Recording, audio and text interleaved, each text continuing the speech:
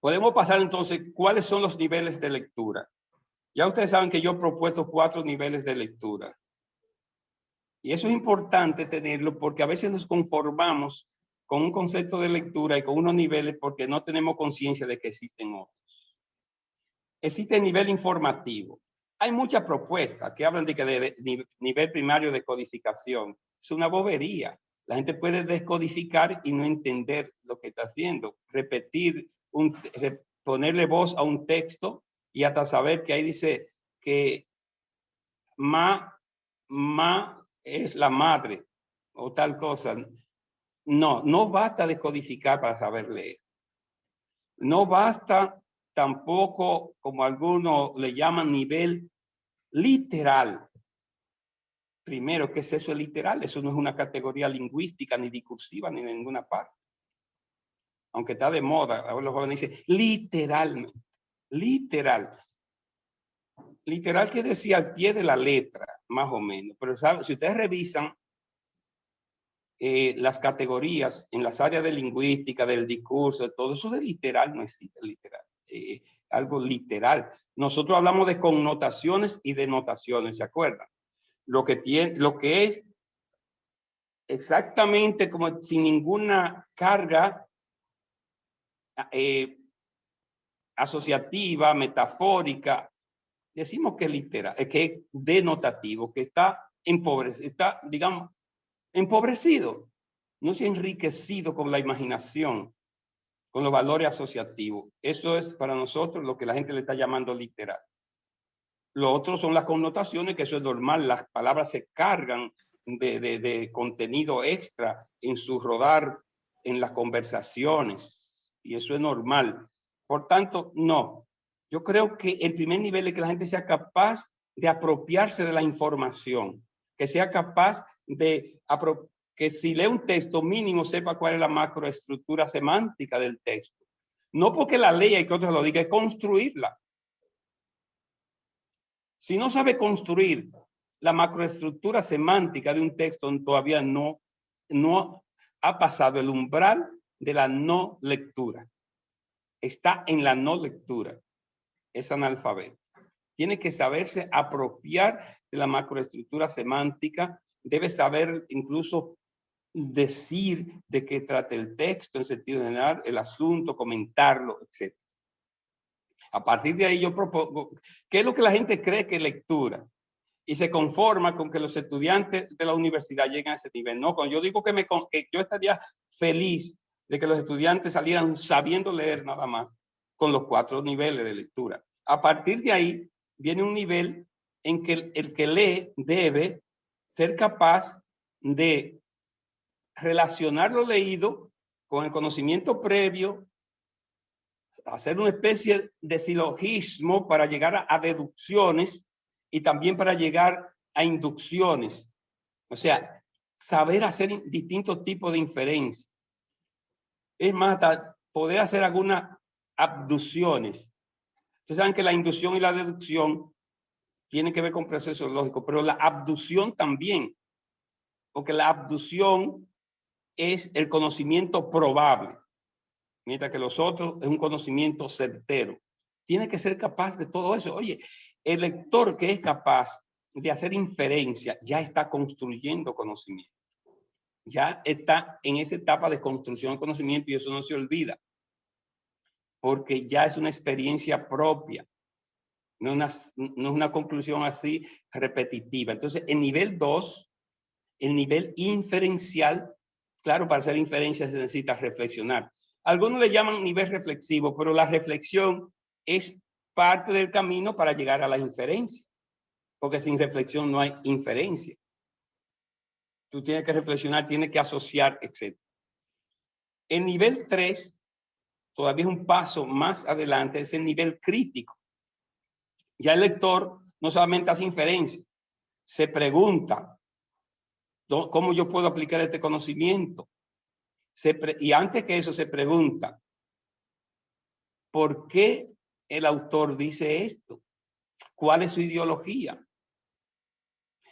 Si usted lee 2 artículos sobre el manejo del gobierno el manejo de la corrupción del gobierno, usted va a encontrar dos posiciones distintas y puede ser que sean válidas las dos. Pero usted se pregunta, ¿por qué dice esto? ¿Por qué calla aquello? Porque la gente muchas veces se calla más que lo que se dice y se calla con una intención. Y te resaltan algunos datos y te ocultan otros, como hacen los abogados, por ejemplo. Y tú dices, por ejemplo, en el caso de Brecht, yo digo, ciertamente es probable que no fuera el mejor expediente, pero a mí no me cabe duda que hay pruebas suficientes si un juez quisiera condenar a quien sea. Es que eso, aunque no la buscaran todas, pero entonces viene otro y hace un análisis que no sirve, Yo vi una imagen, hasta me indigné tanto que la puse en Facebook, le hice un comentario, un pobre hombre, no sé si se robó, digamos, tenía un racimo de plátano aquí en la cabeza y en la mano, no recuerdo el otro producto, lo cogieron, le pusieron el racimo en la cabeza, lo pusieron de rodillas a la policía y en la mano otro producto, ¿no? Para no, por si han visto la imagen. Lo condenaron ahí, un racimo de plátano. La gente lo cogen con la masa en la mano o la mano en la masa y buscan discurso. Siempre habrá un discurso. Por tanto, hay que leerlo críticamente, porque es una técnica callar. La distorsión, que también es una técnica muy deshonesta, por cierto, que a ninguno de los demás. Si queremos practicar la honestidad, hay datos que ni siquiera debiéramos callarlos, sino asumirlos críticamente. Pero no todo el mundo es tan honesto como los profesores. Y por eso entonces tenemos que hacernos preguntas muchas veces por si está dicho ahí todo lo que se debió decir. Y a veces tenemos que salir a buscar datos y estamos haciendo un análisis para completar lo que se ha callado y criticarlo. Entonces, por eso yo estoy opuesto a la lectura rápida. Digo, no, lo que necesitamos es ir más despacio, al contrario. Porque cuando usted está en el nivel crítico, tiene que detenerse. Había toda una tendencia a principios de este siglo de lectura rápida, huyendo, engullirse el texto. Pero para eso, si usted está leyendo rápido, usted no reflexiona, usted no critica nada, usted lo que hace es que recuerda y repite, etc. Y el cuarto nivel sería el nivel, yo le llamaría creativo, emocional, estético. Y es eso lo que le decía de la propuesta de Montserrat Fons Esteve. Esteve sin S en este caso. Ese apellido ahí no lleva, el de ella no lleva Z. Esteve, que dice que hay que aprender a reaccionar. Si usted lee esa misma novela que yo le mencioné, Cosecha de Huesos, usted tiene que tener alguna reacción o de conmiseración hacia los personajes o de empatía. Y ya hablaba Julio César que cuando nos regaló de entrada una cita de que cuando un poema te gusta, cuando tú sientes, te identifica, es porque de algún modo expresa algo que te identifica a ti mismo. Entonces, si dependiendo de tu identificación, dependiendo de tu sensibilidad, va a tener una reacción estética. Yo acostumbro, cuando tengo reacción estética, a veces escribirla ahí mismo en el libro o escribirla en una hoja. Y a veces, con esto que nos facilitan las redes sociales, hasta pongo un post si veo que me queda muy emotivo para compartirlo. Nosotros podemos revertir esa, digamos, la provocación de la tecnología de la información a la procrastinación para darle también algún uso. Y se puede hacer eso, expresar las emociones válidas que puedan ser, que al compartirla puedan ennoblecer a los demás, no envilecerlos. Porque si hay alguna emoción que lo que hace es crear pena, congoja, lástima, miseria humana, cállesela. Pero hay emociones tan nobles, tan bonitas, que otros la sienten igual que tú ante una situación. Entonces esa se puede compartir. Por ejemplo, el domingo pasado fue Día de las Madres. Vi muchas escenas bonitas, hijos, hijas, dándole beso a la madre, cargándola, atendiéndola, diciendo lo mucho que la aman. Esas emociones es bueno expresarlas porque ennoblece. Entonces, con esos 4 niveles de lectura, podríamos decir que formaríamos profesionales altamente preparados para seguir estudiando, para seguir apropiándose del conocimiento. Serían personas críticas.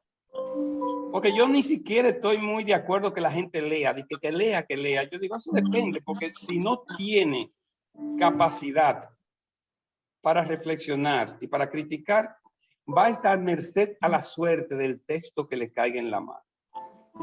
Le cae un mal texto, va a repetir ese disparate. Ustedes saben los disparates que la gente ha estado repitiendo sobre esa teoría, teoría conspiracionista con respecto a la vacuna. Gente que yo le asumo incluso cierto nivel. En un foro de la UAS yo tuve que pronunciarme, eso daba pena, los profesores de la UAS dándole cabida a imbecilidades, a despropósito. Tuve que decir, señores, pero piensen un poquito, esto es un foro universitario, por Dios. Me indigné, reaccioné emotivamente y no me callé. Dándole sin ninguna base. Entonces me salta uno, no, porque somos universitarios, profesor, tenemos que cuestionarlo todo. Digo, muy bien, comience a cuestionar qué base tiene eso que usted está diciendo, de que de un chip que le van a poner a la gente, que van a ponerle estéril. Me dicen, sí, porque van a esterilizar. Digo, mire, maestro, si la vacuna va a esterilizar, si la vacuna la esteriliza, el coronavirus, yo creo que le mata hasta a los niños que ya nacieron. Porque piensen esto, la vacuna es una reacción atenuadísima del COVID. Y si la vacuna esteriliza a una mujer, ¿qué haría entonces el COVID? Es un razonamiento elemental. Hay que pensar para no repetir. Entonces, cuando las personas no están armadas de una formación crítica para la lectura, puede repetir disparate y lamentablemente hasta en las aulas universitarias se cuelan ese tipo de sandeces.